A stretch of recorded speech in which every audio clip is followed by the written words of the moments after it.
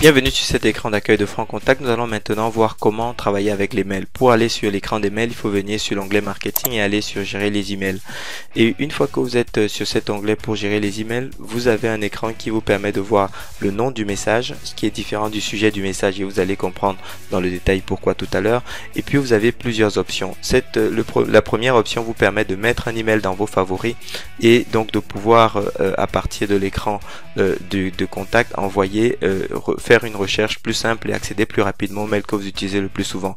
Vous pouvez éditer le mail, supprimer le mail. Vous pouvez ici voir toutes les autres options, notamment les autres campagnes qui sont associées à ce mail.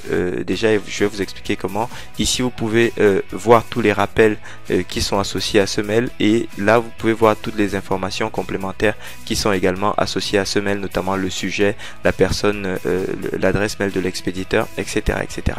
Ensuite, lorsque vous cliquez sur l'édition d'un email, vous avez donc la possibilité ici sur cet écran de définir le format que vous souhaitez utiliser. Le glisser-déposer, c'est vraiment ce qui vous permet d'avoir une interface qui est la plus simple à utiliser et qui vous donne un rendu le plus professionnel. Et si vous souhaitez un rendu plus qui ressemble à un mail rédigé à la main, il faut choisir l'option HTML. Ensuite, vous avez le nom du message, le sujet que va voir celui qui va le recevoir, l'adresse à partir de laquelle le message est expédié, l'adresse de celui, l'adresse à laquelle le message sera envoyé, l'adresse de celui qui l'expédie et la possibilité de définir un rappel si le prospect n'a pas lu ce mail au bout d'un certain temps. Puis ici, vous avez la possibilité de définir la liste et vous avez des réglages additionnels qui vous permettent de donner plus d'options à votre mail. Par exemple, le mettre dans vos favoris, envoyer une copie à un autre utilisateur, envoyer une copie invisible à un autre utilisateur, définir une adresse de réponse, etc.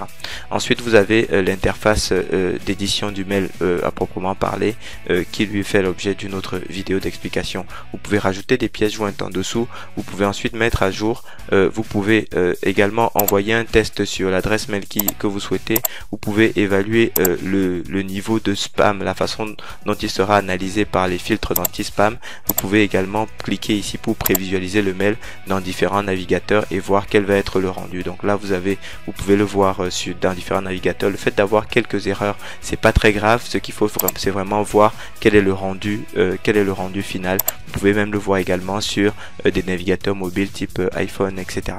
Donc voilà comment se présente l'écran de mail. Et ensuite, sous l'onglet autre option que vous voyez ici, vous pouvez à partir d'un mail créer une campagne, c'est-à-dire un mail que vous allez envoyer à tous les utilisateurs, tous les contacts ou un segment de contact d'une des listes que vous souhaitez. Donc vous pouvez simplement cliquer sur enregistrer, créer une campagne là configurée ou en faire un mail intelligent, c'est-à-dire un mail pour lequel lorsque les utilisateurs vont cliquer sur un lien, et bien vous allez pouvoir déclencher d'autres actions à partir de ce mail ou éditer la campagne qui est déjà associée au mail en question si vous souhaitez pas créer une nouvelle campagne. Donc c'est ce que je souhaitais partager avec vous dans concernant l'utilisation des emails. Merci de votre attention et n'hésitez pas à créer un mail test pour pouvoir jouer avec l'application et vous familiariser avec sa puissance. Merci.